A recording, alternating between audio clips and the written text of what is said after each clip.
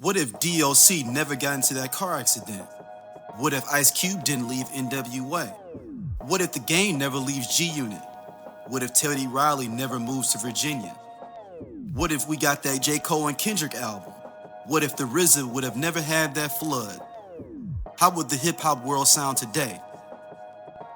Welcome to Hip Hop What Ifs, the podcast where we dive into the biggest what could have beens in hip hop history. From iconic album delays to game-changing partnerships that never happened, we reimagine the culture we love and explore its alternative paths. And you are now at Hip Hop What Ifs.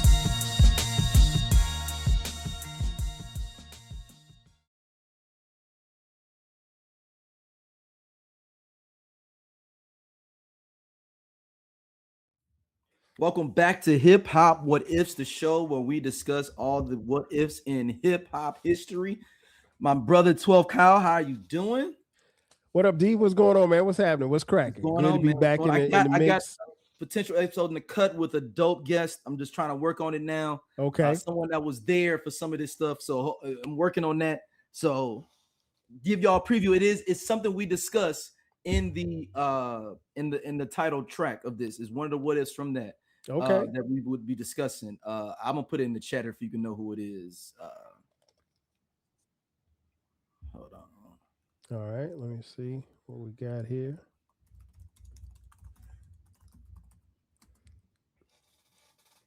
Okay. Cool. That'd be dope. That would be dope for sure.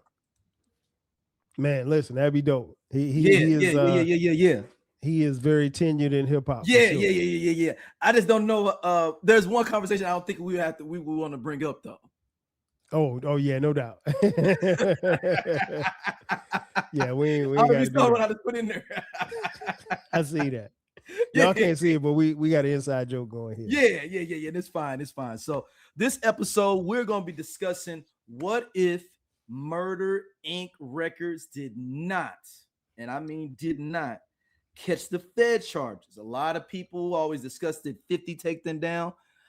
I'm tend to believe that it could be the Fed charges. So in early 2000, there was no more sound synonymous with the radio than Murder Inc. than Ja Rule. You had Ashanti, Irv Gotti, Charlie Baltimore, Black Child, Murder Tie, changed to Cadillac Tie, Vita. Did I say Vita already?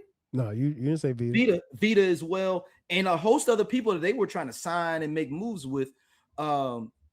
But in 2003, the Feds kicked in the door because of their connection to Supreme McGriff from the Supreme team, infamously known throughout the Queens and throughout hip hop. The momentum died after that. But the what if in this is what if Murder Inc. never got hit with those Fed charges? Give you a little bit of background. Rest in peace to Irv Gotti. Irv Gotti started this record label with his brother Chris Gotti. Irv Gotti first started out producing for Mike Geronimo, I believe, right? Mm-hmm. Yep. Mike Geronimo. He did a little work with Jay-Z. Yeah, but Shit Is Real is the first joint, I believe he did. Okay. Shit Is Real, and then that was like so people don't. I mean, that's the one of the things with Mike Geronimo. That Shit Is Real track. I don't even know if that was like an underground track for a while, and they put it on a Natural later on. The album ended up becoming a Natural later on. Let me make sure here real quick. Shit Is Real came out a whole year before the album. It came out in 93. The album comes out in 95. Okay.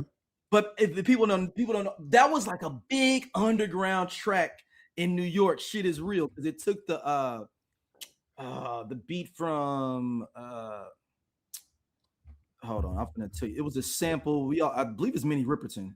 Okay. Denise Williams, Free. Yep, Free. Whereas and it was just grimy. The video was grimy. It was all on music jukebox in New York. It was even on Rap City, and he had no album in sight. And Irv used that as potential to be able to get on. That goes forward. He produces part of the Natural, which has Wherever You At, Wherever You Are on there. Some other underground classics that people may or may not check those out. Dope Mike Geronimo. He pitched that into being a producer A&R for Def Jam, and this He didn't discover DMX. He brought DMX into a more mainstream form. There we go. That's a better way of saying it, of bringing that, and other artists as well. He even worked with Jay early when they were signed to Def Jam as well. It was a lot of people that was involved with him with that. So he's producing everywhere. So at some point, he starts saying, "I got this kid Ja Rule. I want to put him on." And they kind of they were like, "All right, cool, I guess." And they were like, "All right." He basically pitched the way into getting his own deal. Because he, you know what? Let me take a step back. He was at TVT Records before in '95. Then he moved to Def Jam '97. And then he helped executive produce DMX's "Is Hell Is Hot," like I said. And then he decided to do his own label with Ja Rule, which was his homeboy. That was in a crew called Cash Money Crew, or I believe it's called Cash Money Crew. That Ja Rule was in originally, and then he ended up going solo. But those are Irv's boys, all these guys from Queens. And then he decides to kick off Murder Inc. Records, which originally when it came out for me, and I'm gonna give it over to you. The first thing we saw from Ja Rule was "Can I Get Her?" And it was and maybe this over. I think a lot of people were split on Ja Rule for a long time, and maybe even still to this day, because when we "Can I Get Her," it gave you a feeling of, and I'm not trying to because if you go back to other Ja Rule songs, he sounds like that still. It gives you if he's trying to bite Pac and DMX. It gives that feel to some people. So "Can I Get Her?" So he crushes that last verse on "Can I Get Her?" That gets Irv to be able to get Murder Inc. He drops Veni Vidi Vici, and Murder Inc. blast off. Like blast off. Veni Vidi Vici was good, cool, but when he came back with that Murderous Pain, I believe. No, 3336. Rule 336. That was the one that Irv figured out. I need to put rough lyrics with soft hooks, because you had everything that you do, the Lil Mo joint. It was just Lil Mo.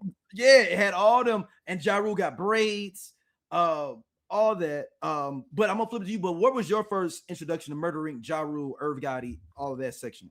Man, I think probably my introduction to Irv was seeing him. I'd seen his name associated with some other hip hop songs. Maybe I think he was DJing or something like that, or A&R or something that with some artists at Def Jam. I can't tell you which artist it was. It might have been Jay. I know first time Can I Get Her? He produced Can I Get Her? Yeah, but I the first time I saw Irv was in the Can't Knock the Hustle video. Okay. And so that's 90s. That's Jay's first album. That's Reason Without It's 96. Yeah. And like I said, I'd seen his name before, but didn't know who he was. And then I remember watching the video, and I think one of my homeboys was like, "Yeah, that's Irv Gotti in the video." And I was like, "Who does Irv Gotti?" Like I'd heard the name before, but didn't really know who he was. But he was a guy who made his way up the ranks pretty quickly, and he was a hustler. He was somebody who, one of those what we used to call typical New York guys who could talk a good game, back it up, and then he would sell you the Empire State Building if he could. And but he was somebody who was running in those circles where you knew that he was making moves at some point. As far as Ja Rule, I think the first time I saw Ja Rule was also in a video. It was a How's It Going Down video. He was in the video. Eve was in the video. And he was with DMX. But the first time I heard him rhyme was Can I Get Her? And it was interesting because it's like this dude literally and figuratively sounds like DMX.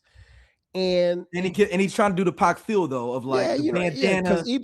Because even in the How's It Going Down video, he's got on like this jumper like with suspenders, and it's like one is hanging off, and he's got this bandana on. He had the whole Pac look, but he sounded like DMX. And I was like, well, why is Def Jam trying to push a guy that sounds, because at that particular time, DMX was the hottest artist on Def Jam, including Jay-Z. And so like there was no comparison between the two. And so what was interesting was like, okay, here it is, this guy who's on this meteoric rise as far as DMX is concerned. And here comes this other guy, Ja Rule, who's his label mate. And he's now also, Here goes the picture right here from the set of what you there just you go. There you go. And so, you know, he looks, he's trying to look the part of like a Tupac or whatever like that. And, you know, again, he sounds like DMX, but you know, but he caught on really quickly. And I just remember, you know, him being on Can I Get a well, the bars didn't just overwhelm you or anything like that, but I just remember the response. The response was really, really good. And he slowly became, well, I can't even say slowly. He became a star not too long after that. And like you said, by the time the album drops, Veni Vidi Vici, I remember I bought the I can't call it a single. It was the single CD, the maxi single on CD for Holla Holla. And man, I played Holla went hard. People, you can say, I played that every day, all day. That Holla went hard. That Veni Vidi Vici was a good album. It was a good album, man. It was a good album. I remember purchasing it and playing it, you know, a lot in my car. And you know, and Ja Rule, like I said, he was somebody who was on his way up. And what was interesting was like he and Irv went a similar path, and for them to kind of make that journey together was something to see. Yeah, it's interesting because also at that time, remember that they were trying to have the group. It was supposed to be the group originally was Murder Inc. was supposed to be the group of Jay-Z, DMX, Ja Rule. That was the group name originally. Yeah, Murder Inc. And they did that one song, Murdergram. Murdergram on the Streets is Watching soundtrack. Yep. And that was one of the ones where you had to like, that one was like 7 to 8 minutes. Because I think DMX rapped for 3 minutes on that song. Because it was like he just came and he just kept going. And you like, is this song gonna be over? Like it just DMX just kept rhyming and I'm sure the engineer's like, yo, cut it. And they like, he's still rhyming and it's dope. We ain't gonna stop him. Like, no, let DMX go. Let him cook. But so then we have all that. Like then Veni Vidi Vici drops. I wouldn't say it was lukewarm. It wasn't poppy, and I don't think that necessarily it was where we would see Ja Rule go to, you know, after that. And I'm looking now, there was only one single off that album. Holla Holla is the only single off that album. Didn't know that. Yeah, that's interesting. I didn't realize it was only one single off that album. I'm looking at the tracks on here, and I'm like, I don't remember no videos for none of these other ones. That's crazy. Wow. I would have thought that he had more, but I didn't know that. No, that's that is the only single off that album. Wow. Okay. Who knew? Yeah. So then, let me take a step back. We had the Murderers compilation album came out next for Murder Inc. That's when they really started featuring Vita. You got this song Vita that at least when I was in college, a lot of girls was loving that song Vita though. Like that was kind of a girl's anthem. Then who that chick be? Vita. That was a big, and that was in that Murderers soundtrack album. And also the We Don't Give a Fuck was on there as well. We Murderers, baby. Like they had some joints. Yeah, they had some joints. They had some joints. That they were, and it was still a little bit. This album was still streety, if I would say that, still streety. But like I said, when they decided that they're going to go and try to go a little bit more pop, I would say pop, more commercial friendly. There we go. Was the Rule 336, which has on there the first one, Between Me and You with Christina Milian. Then Put It On Me with Put It On Me. It's got Lil Vita, right? Is that Vita? Yeah, Lil Mo is on here. Lil Mo is on here, and Vita is on here.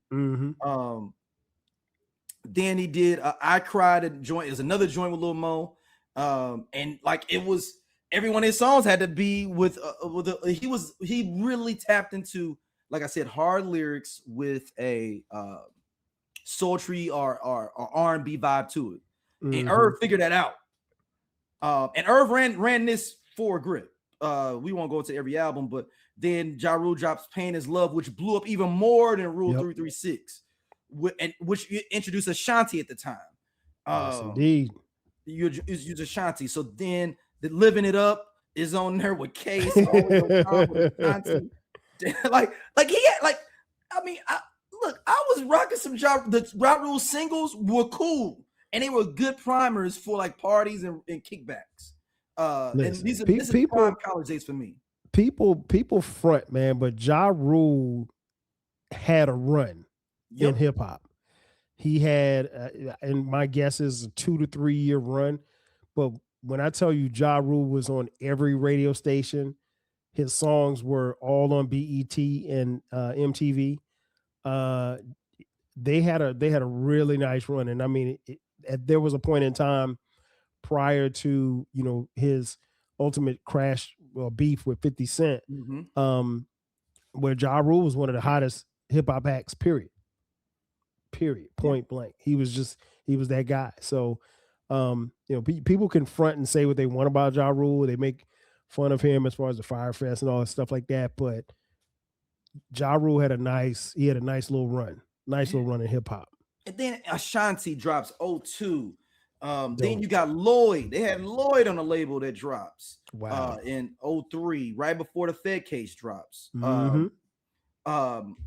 Same year as well, Ashanti drops her second album. You got The Last Temptation with Thug Love and with Bobby Brown. I mean, was that the one where Bobby was jumping out the helicopter? Yes.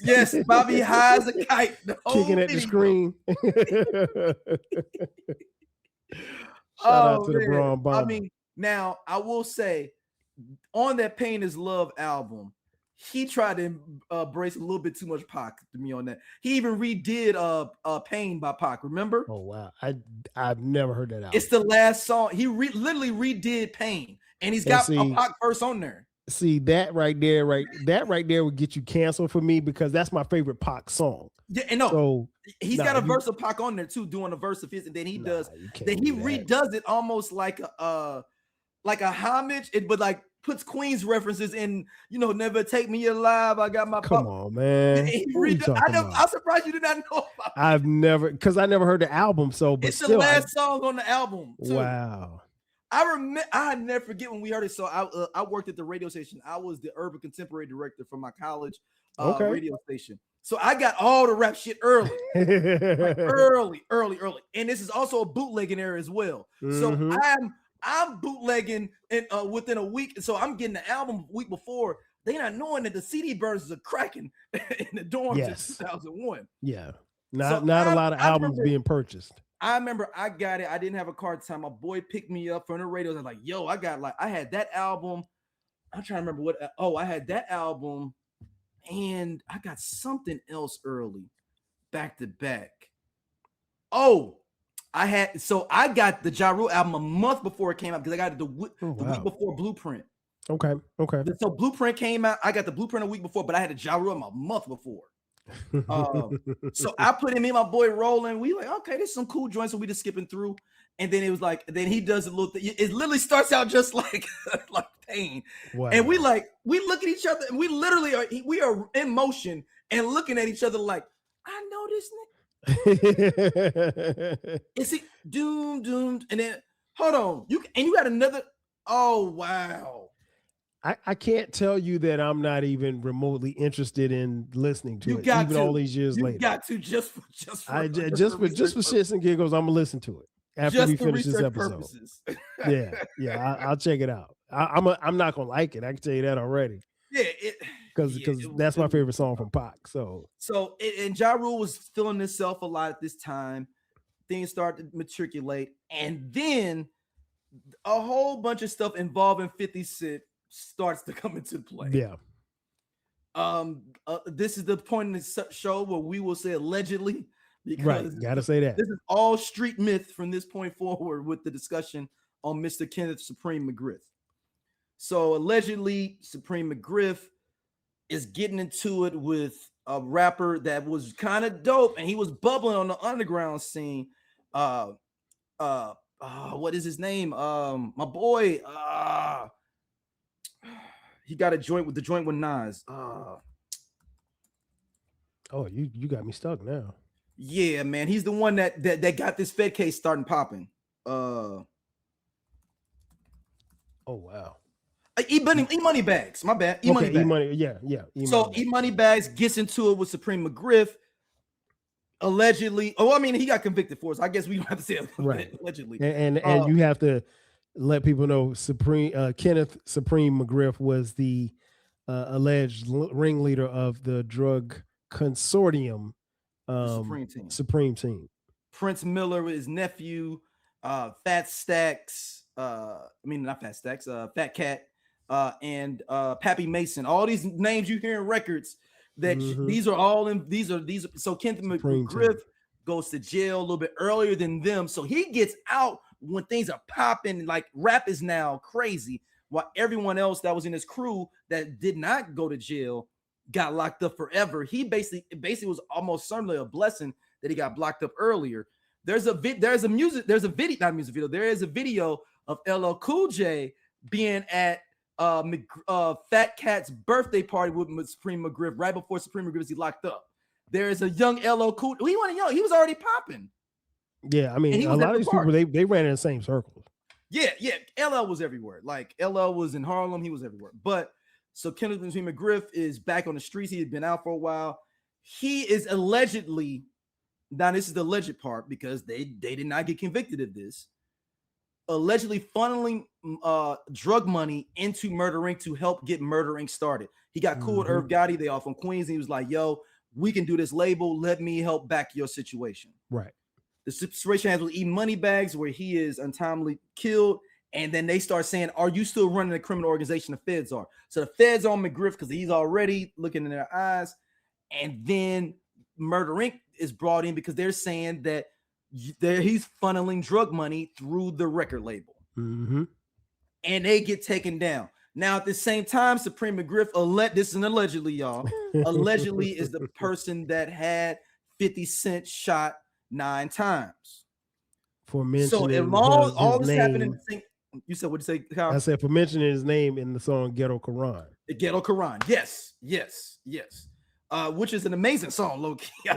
Quietly. I love that song from 50. It's a dope it gives song. you a great streets cliff notes to get you to get you up the base, like, oh, okay, this is what's going on. Exactly. If you wasn't in New York City, and I'm not a New York kid. I hear Pappy Mason. I don't know what Pappy Mason really did. Same. I just hear his name on a Nas joint. Yeah. But 50 Cent brought, for us regular folks, I know it was maybe dry snitching, but for us non-New Yorkers, it gave us a clear blueprint of what was going on in the city of New York. Right. So as I wrap this up so we can talk about the what if situation, then Murder Inc. Ends up going Fed trial. The feds kicked in the door, shut down anything, freeze money, everything is cut off of Murder Inc. They had just signed Charlie Baltimore. They were flirting with signing Nas at the time. All that shut down. It's all shut down. And they are basically tied up in all this. And at the same time, the great 50 Cent decides to attack while they are in this Fed case. And he's dropping mixtape. What was those mix? There was a G Unit mixtapes where he was just dissing them, back-to-back songs. Got these intros of a hairdresser saying that she did things to Ja Rule while he was getting his hair braided. Like, it was crazy stuff going on back then, y'all. Crazy with the 50 Cent, with the G Unit murdering beef. A lot of people say that 50 Cent is the one ended it. Wanksta at the time goes mainstream because now he's signing Eminem. And then I'm gonna turn it over because it's so much to unpack with it because it can go deeper and deeper. But then they get acquitted. But it was never the same for Murder Inc. after that. It basically took their wings up under them. Some people say 50 Cent did it. What if this didn't happen? Or what is your eyes like? What would have happened? Does Murder have a longer run? Do we get the Charlie Baltimore album finally? Do we get a Vita album? Do we get the Black Child album? Cadillac Tide. Do they sign Nas? There we go. Floor is to you, 12. Man, listen. I try to give a great history quickly. You did a great job, man. The only thing you missed was the actual altercation that 50 Cent and Ja Rule had. So when people say, like, you know, when I see them, it's on site. Those two, it's on site. Like their beef goes back to the. I want to say it was either a studio or radio station here in Atlanta where I live. And is that where the stabbing happened? Yeah.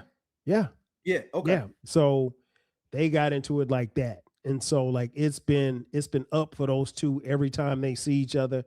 And then by this time, as D said, like they're getting bigger as far as record is concerned. So you can't really do the street shit, you know, anymore. You can't, you know, I mean, because at this point, by the time 50 Cent, by the time Wanksta's out, Wanksta's on a mixtape, right? And it is the hottest. It was a song on a mixtape that made it to radio, which never happens, you know. So the song didn't even have a home basically. And so Wanksta's out of here, and then they tie that into you know, Ja Rule, as far as this was a no, made it even worse, Kyle. It got on the 8 Mile soundtrack. Oh, no doubt. That made it even worse. That's what I said. It made it worse. So now it's even an even bigger platform. And so, you know, and 50 Cent already had his own story or history, because this guy was the hottest rapper in New York. It caught on. And again, the internet, we had the internet, but it wasn't like how it is now. So we had heard, I'd heard him on a couple of mixtapes. I was like, okay, this dude can rap. But then we got word that he got shot 9 times.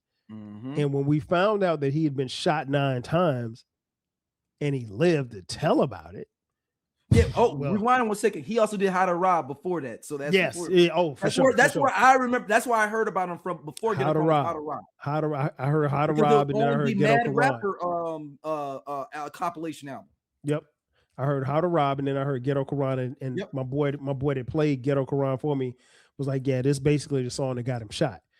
But it still was dope, because it's like we never heard of anybody getting shot 9 times and still living. So you had the back, yeah, exactly. You had all the backdrop of all of that, and you know, on the other side, you had, like you said, Irv Gotti was he was the straw that was stirring the drink. Ja Rule, and they have this momentum, and then when they get backed by Supreme, I mean, like the streets knew what time it was, and there were a lot of people that even didn't really, from what I can remember, I don't even remember a lot of people publicly pushing back on Supreme supporting Murder Inc. because, like, if I'm not mistaken, Supreme, Irv, and I think Ja Rule are all like from the same neighborhood. Yeah, they all from, they from Hollis. Yeah, they're part of Queens. And so like, you know, and so as the Supreme team got bigger and bigger, you know, dudes ran it. Like I said, they all ran in kind of like the same circles or whatever like that. And, you know, Supreme was someone who was larger than life. And so really on the surface, to get that kind of financial backing to, you know, move away from Def, well, they were still in partnership with Def Jam, but they had their own imprint, Murder Inc. Records.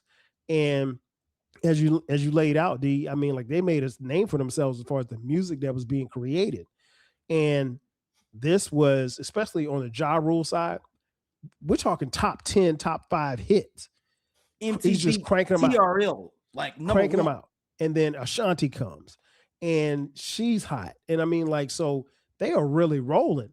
And then when the Fed case kicked in, everything changed. So, you know, to answer your question, if this didn't happen, there's no telling where they might be as far as the label is concerned. I'll be honest, D. I mean, we lost Irv Gotti a little more than a year ago. Rest in peace. Irv had a stroke, as many of you know.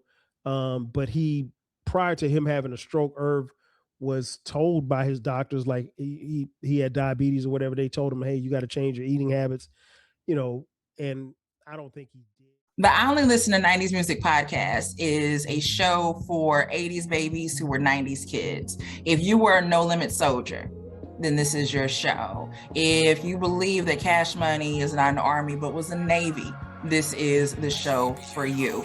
If you and your friends ever tried to sing a song written by Escape, In Vogue, Shy, or Boyz II Men at a talent show during middle school, this is your show. The I Only Listen to 90s Music podcast is a bunch of 80s babies talking about all the songs and things that we loved when we were kids and teenagers. So if you went to the skating rink and you were at a lock-in, this is the show for you. If you think that Tevin Campbell was the original Prince of R&B, this is the show for you. If you don't understand the conflict between Monica and Brandy, but you're kind of on Monica's side and understand why Brandy got punched, this is the show for you. Make sure that you tune in, subscribe, click the little subscribe link.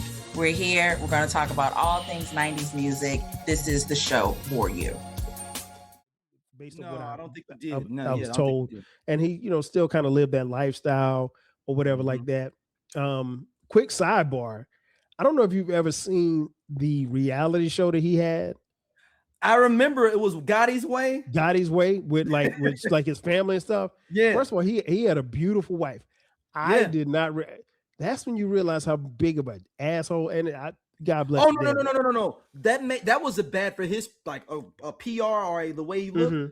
If he'd have never did that, we would have known how much of a dick he was. And yeah, Irv, man, listen, Irv, because here's the thing: for as bad as people thought Dame Dash was, Irv was probably the Queen's worse. version of Dame Dash. Exactly. So Irv, I mean, but he was, to his credit, if you want to give him some credit, he really believed in Murder Inc. He really believed in Ja Rule. He really believed in Ashanti, and then we found out later that we know why, because they had a couple of years long affair. Mm-hmm. But even in watching that show, D, I was like, I didn't realize like how bad he treated his wife. I mean, like he didn't abuse his wife, anything like, but he was openly like just cheating away. And I mean, like she catch him cheating. Hey, I'm out. Like you got the crib. I'm going to the other condo in Queens. Yeah. Like he had a spot in the city. Yeah, and like they lived in like Westchester or something like that. And he had a spot in the city. She was like, anytime he go stay in the city, he's got girls over there, whatever. And I mean, like she stayed with that dude for she stayed way longer than any other. He was technically still married to her until his death. Oh wow! So she never got a divorce. That's crazy. I think they were separated, but they were definitely separated. They were definitely separated. Yeah, but I don't think they ever got legally divorced. Wow. So but to answer the question, like I said, I think if Irv had, if Murder Inc. had still been running, there's a good chance that Irv Gotti would probably still be here.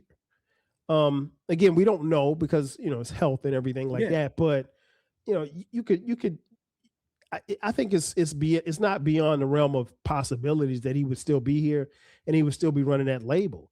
I don't think Ashanti would still be on the label because of her, inner dealings with Irv and their affair. But, I don't think anybody believed in his label more so than Irv. I think Irv believed. I wonder if the feds didn't kick in. I think Ashanti might have stayed.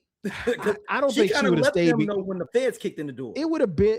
I think it only way she stays if she's bound to it contractually. But I think the problem was the fact that she's making these love songs, she's writing these songs. These songs are about Irv, right? When you hear what's the joint with the Scarface? Is it Rain on Me? No, man, the Mary Jane sample. Oh, Mary, this Mary. No. What's the name of the song? Baby. Yeah, that song's about Irv. Yeah. And so it's weird for as dope, and I love that song. For as dope as that song is, look, that song is hard. And you watch the video's cold. It's cold. Yeah. It's frozen. And so it's like, this is about Irv, and she knew he was married, but at the same time, Irv, after watching the show, you can kind of tell Irv probably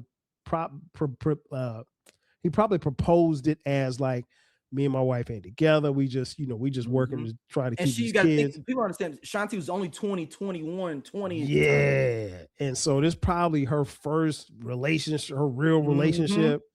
and she's, caught up in the glitz and glamour, but she's, sleeping with her boss basically. And so, so it was a bunch of mess. But I think if the feds didn't kick in, there's no telling. I think Murder Inc. probably would still be around. I don't know if Ja would have still been rapping. He might have been. Who knows? I mean, but they had Ja was singing, and then remember 50 Cent was making fun of Ja Rule singing that 50 Cent. And that was like the big, but we all fell for that too. And what D is saying, folks, what you have to go back to is, okay, 50 Cent drops Get Rich or Die Trying in 2003. So probably 2002, he was already bubbling with Wanksta and everything like that. Like you mentioned, he was on 8 Mile soundtrack. But one of 50's biggest criticisms of Ja Rule, outside of the fact that they hate each other, and outside of the fact that they put hands on each other, and outside of the fact that, Ja was down with Supreme, 50 don't like Supreme, 50 may or may not have been allegedly shot by somebody that Supreme sent to shoot him. Outside of that, they just didn't like each other. And so like, it was always going to be some mess. But yeah, it would have been interesting to see. So when 50 comes out, 50, one of his major criticism was Ja was singing all on the hooks, and he ain't a real rapper, and he ain't real rapper. He ain't street. He ain't tough. I'm tough. I got shot 9 times, and 50 stood on that, and almost the entire public sided with 50. And I'm not gonna front. I was one of the people like, he's right. Yeah, because singing on this track. 50 came and did the same thing. You go listen to Get Rich or Die Trying. That's what 50's doing. He's doing the same thing. And even worse on that. What was it? The one where the candy shop and all that stuff. So he did the same thing, but maybe you could make a case that he did it better. He did it, more cooler, I guess. But by that time, he had really gotten Ja Rule out of the paint, and it never. Did he get him out the paint? Is the question. I think he did. Ja Rule, I think he did. Or not Ja Rule, did the Murder Inc. not be able to support their artists because of what was happening with the feds?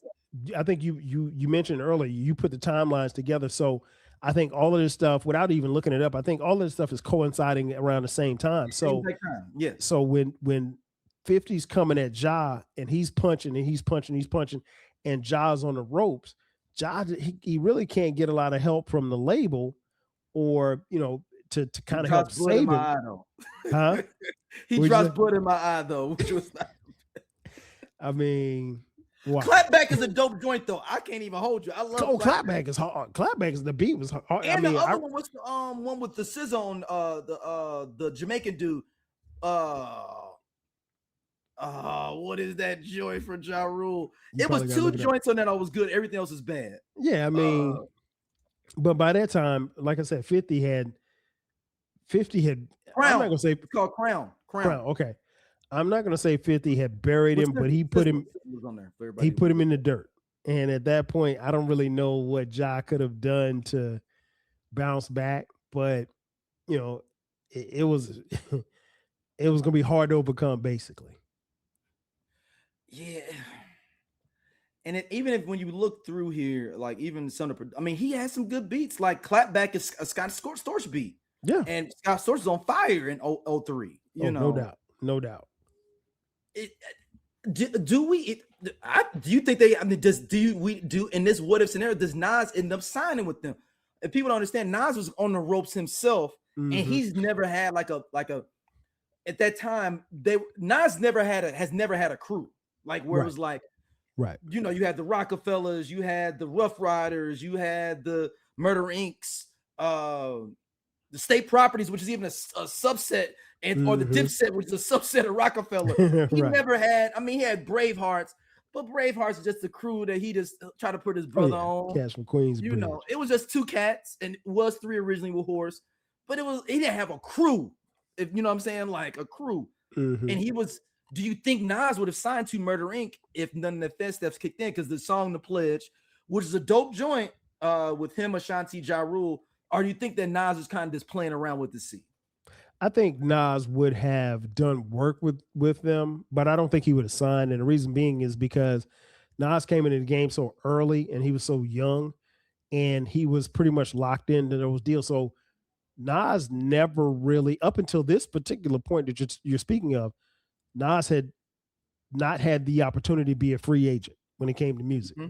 So in his free agency, what he would have been able to do was be able to shop around and be entertained and wined and dined by different labels. I didn't even think about that. Good point. I don't think that Murder Inc. would have had enough to sign him and keep him and, you know, put the marketing and everything behind him, because at that particular time, like you said, but if we remove the Fed case away from that, I just don't know that it would have been big enough for that came out 2002. Like the Fed case was just going to happen. Mm-hmm. Yep. You know. So, and like I said, that was the time where, you know, Jay's flying pretty high at this point. But 50 comes out in 2003 and the game really resets when 50 Cent comes out. It did. People don't understand how much it reset in 2003. I mean, like there was no bigger artist. And I'll be honest, we haven't really seen that kind of groundswell from an artist probably since then. And it's been that long. And it's not to say that we haven't had artists bubbling or whatever like that. But that 50 thing was like, y'all don't understand. And the presentation of that album, when you first get it and you get What Up Gangster, start your album. Yep. You like, oh wow. Because we are in for something. The thing that everybody was told was, not only is this dude rapping, not only is he down with Eminem, but all of these beats, or at least most of them, we were told were the beats that were on the Detox album that never came out. So when you hear In the Club, that was a Dre beat that he'd never, that was, you know, stored away somewhere that was going to be on Detox. The Detox never came, and he gave it to 50. And look where In the Club went. I mean, In the Club, you can play In the Club right now at a party, and people go, shawty, it's your birthday. I mean, come on, man. What are we talking about? You know? So that wave he was riding, I think all the rappers were probably trying to find their footing, really, because he really, I don't want to say he came out of nowhere, but he really came out of nowhere. Yeah.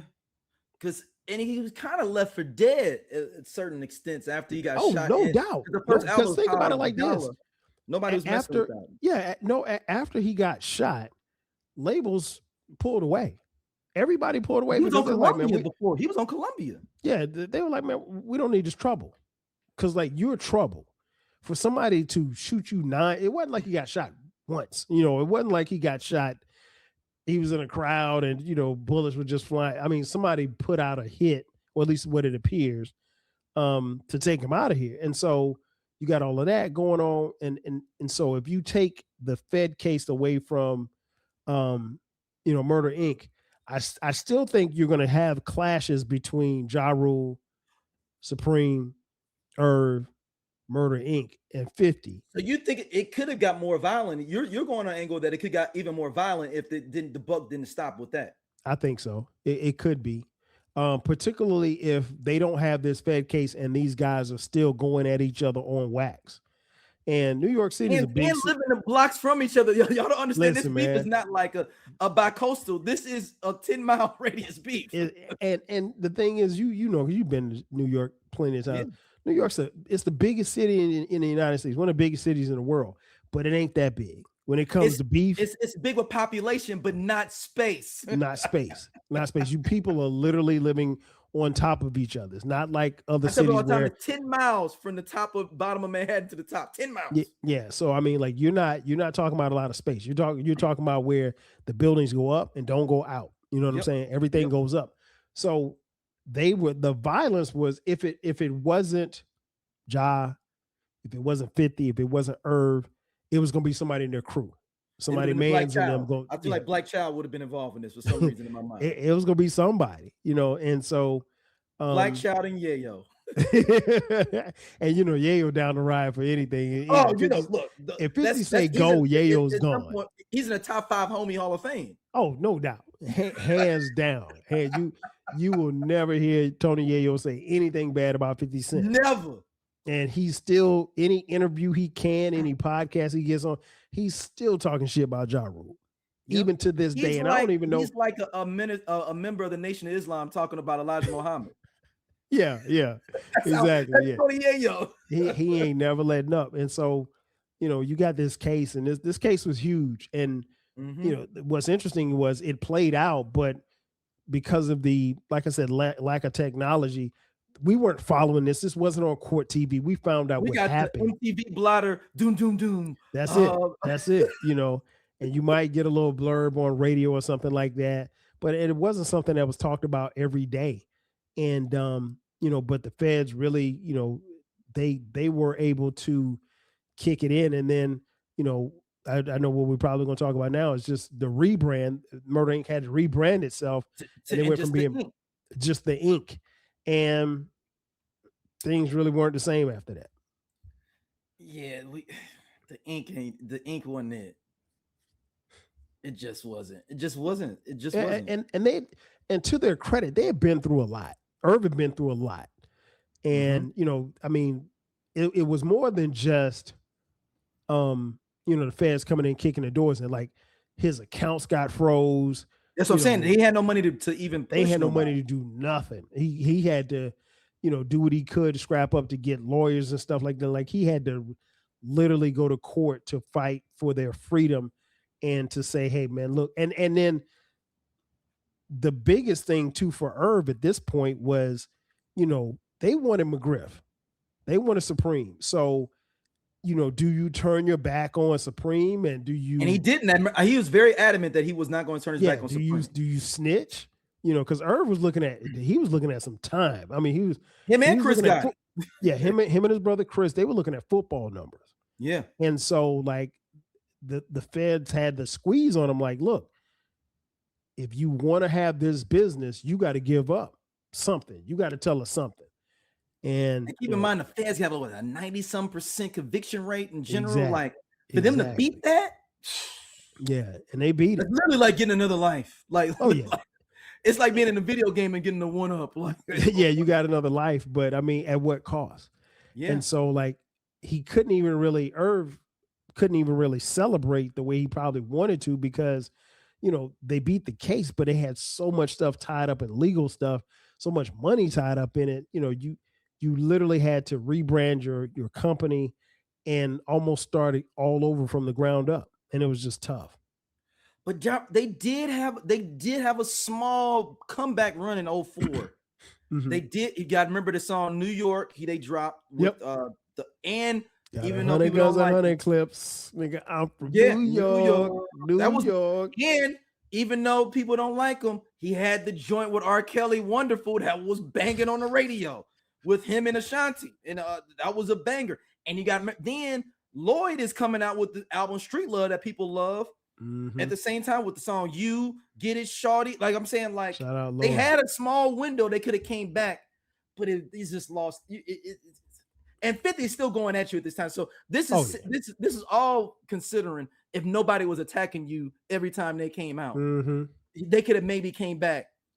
No, 50 Cent is still out here on every album talking about every album. Massacre, all kind of stuff. Yeah, and then he's doing interviews. He's like, man, he must be a rat, because he got out of jail, and mm-hmm. he was doing everything he could. He called him a window shopper.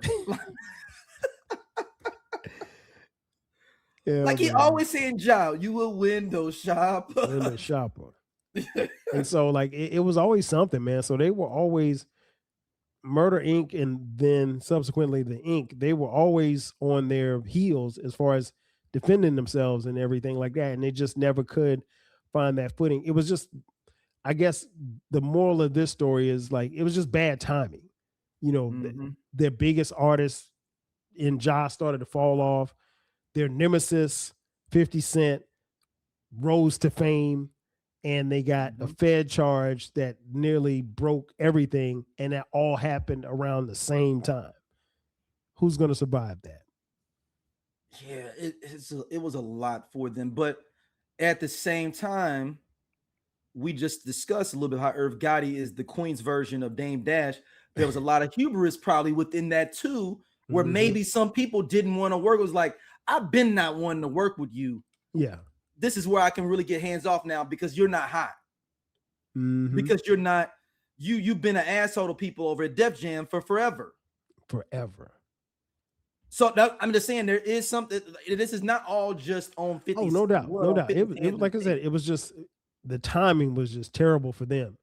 And if you had a situation where Irv was a little bit more pleasurable to work with, or pleasurable to be with, or he was, revered as a good guy, then maybe people do open up their arms and open up their pockets and, help him out. But that wasn't the case. So he was going to have to get it however he could, and it was going to be a struggle, and it was. Yeah, I mean, Irv was a visionary, man. You could look at when he was an AR at Def Jam, he pushed a lot, he helped push a lot of stuff out there, not just production wise, but like being an A&R, over at Def Jam, And the thing I'll say about Irv is, just even from hearing him talk in his interviews and stuff like that, if he believed in something, he was going to ride it till forever. I will give him that. He is a rider. He was going to ride it. I mean, like he truly believed in Ja. He truly believed in Ashanti. He truly believed in Jay-Z. Some of these artists that he helped cultivate at Def Jam, he believed in them. And, he was going to Irv was going to be the guy in those meetings, in those executive meetings, going to bat for the culture.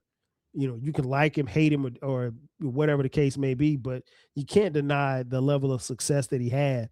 Like I said, he was an asshole, but I liked Irv, man. I liked Irv.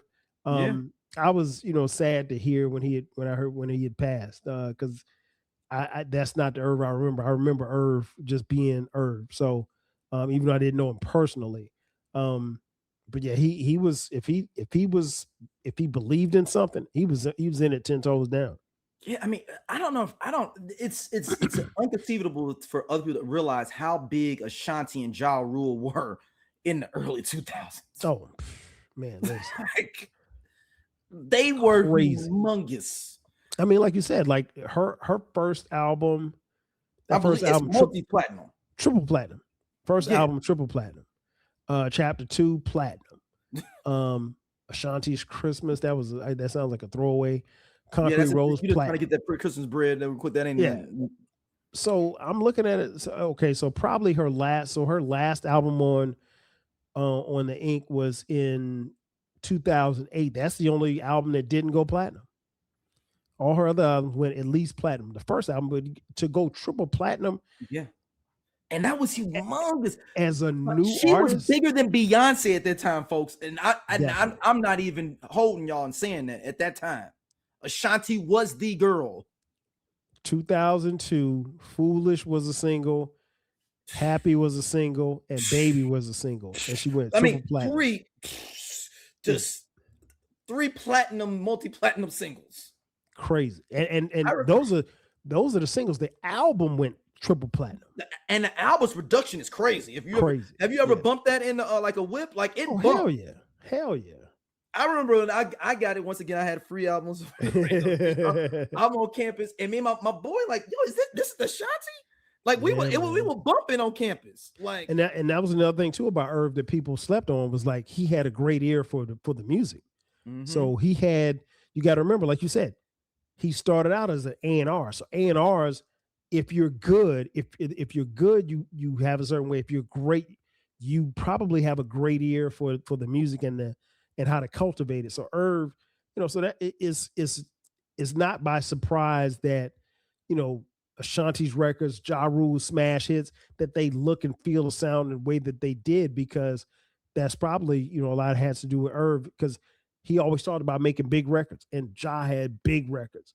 Ashanti had big records, and you can't deny that. Yeah, I mean, I'm just going to run through Irv's first few songs that he produced. He had a run. This Shit Is Real, 94, Can I Get A, Hot Spot, Foxy, Grand Finale that was on the Billy soundtrack with DMX, Ja Rule, Method Man, and Nas. Okay. Holla Holla after that. What's My Name, DMX. Come Back in One Piece, Aaliyah, DMX. Then it starts then the Murder Inc. era run. Start the with all Come the Back regular in Murder One Inc. Piece era with all those. Joint. I was talking about pre-Murder Inc. Wow. I forgot he produced that. I forgot he did Ain't It Funny too for fucking Jennifer Lopez, man. Yeah. Yeah. J-Lo, that was J-Lo's. I think that might have been J-Lo's first smash. Yeah, and then the other one, and Ja was on the hook for that one. No, that's not the one. Ain't It Funny is the first one. I'm Real is the other one you talking about. Okay. Ain't It Funny was, I'm looking back. No, I'm Real is her first big joint. That was 01. Wow. And that was a smash.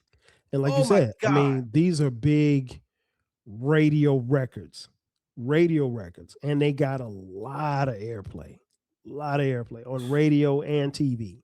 Then he did Fat Joe's "What's Love." That's what put Fat Joe on the mainstream level. Come on, and that's probably Fat Joe's biggest hit, right? Yeah, it's big, or is it Lean Back? Is it that one or Lean Back? What's Love probably was a number one. I think single. What's Love might be bigger, man. Yeah, I think so too. I mean, and even if the other one was more of a number one, I'm talking about at that time. Like, people did not know or care about Fat Joe unless you were a hip hop head at the time. No, Fat Joe was really on the way out of here. Yeah. And low key, I love the album before that. That Don Cartagena was excellent to me. It was dope. But I mean, but people, at least my friends, we preferred Pun over Joe. So we all did. It was like, Joe was kind of like an afterthought, man. But like I said, Irv had an ear, man. He had an ear, and it's unfortunate that they, got caught up in that with with the feds. But it is, if that didn't happen, Murder Inc. might still be running to this day. Maybe not with the same players, even but with 50 shooting shots. Well, Lean Back's number one across the board, man. I think eventually, I'm not gonna say the beef with it, because the beef ain't gonna ever die. Mm-hmm. There won't be. You'll never see a 70-year-old Ja Rule and a 70-year-old 50 Cent sitting down hugging. No, they're gonna be at each other's throats even then. So, but the Ink, man, they did it. The run that they had was special, and it doesn't. Here's the thing, folks. It doesn't really get talked about a lot. I mean, we're obviously talking about it on this episode, but it doesn't really get talked about a lot because, there wasn't the major controversy as far as like, I mean, they had a controversy as far as going to trial or whatever, but it wasn't like Bad Boy or Death Row's thing when, where it ended up tragically in someone passing. You know what I mean? Yeah. And low key, Ja Rule, people clown Ja Rule, whatever, but he is a legacy artist. He could perform for the rest of his life. That's how many hits he got. Ashanti as well. Yeah, you can't deny the hits, man. You can't. They could perform forever, literally forever. You could say what you want, and you could make fun of Ja Rule, and like I said, the Fyre Fest, okay, he deserved. Yeah, he was a conclusion. Is there a world that Ja Rule would be 50 Cent in the verses? Very, very, very plausible. It's closer than people think. If 50 does it, it's closer than people think. Well, first and foremost, they'll never share the stage to do a versus. No. I'm just saying track for track. And if we played back and forth tracks without them in the building. I think Ja Rule probably could, because you got to remember, Ja Rule's on some joints where he ain't even like you said, like he's on the hook. He ain't even rapping. So it's, I don't know, man. He would, I think he probably could get 50 out of there. Yeah. 50's got some street records. He's got some street smokers, but Ja Rule's got some number one singles. I mean, he got the J-Lo joint, dog. That was like, what? Like, that's crazy, man. Exactly. Yeah, but it was a time though, y'all. Murder Inc. was a movement with that, and there's so many record labels that have had similar fates because of criminal intertwining of where they would be. Because we even talk about all the artists that got left on the wayside, like Charlie Baltimore, Vita, Black Child, Murder Ty, or Ty Murder, I forgot how it goes, or Cat Like Ty, like 3 times. But like those artists were bubbling too. Like Charlie Baltimore's been on like 5 labels, man. She's never got a chance to really drop for real. Like, and it's tough because it's like, promo. Yeah, you would think that as an artist, they're thinking, okay, it's going to happen, and then something happens. Yeah, you got to think, and Murder is blowing up. I'm in the video for Down Ass Chick. Ja Rule is blowing up. Vita been down since the beginning. She like, it's going to be my turn in a second. And then the feds kick in, man. Yep. That's how. And maybe he should have dropped some of them earlier, because Ja Rule was dropping every year at one point. And Ja Rule made sure that he stayed. He and Irv probably made sure that he stayed putting something out because they didn't want it to cool off. And I mean, at this point, you probably had to, because 50 was still coming out. And anytime if you knew 50 was coming out, he's going to be talking some shit about you. So you wanted to at least have something out to say, at least hold you down. Exactly. So yeah, it was a time, man. It was a time. So this is the story of what if Murder Inc. did not get the not get the Fed charges. Where can people hit you up at, Kyle? Man, check me out. I got 2 podcasts. The Rap Soul podcast, where I talk about hip hop and rap, soul, R&B from the 80s, 90s, and 2000s. You can find that podcast wherever you find streaming podcasts.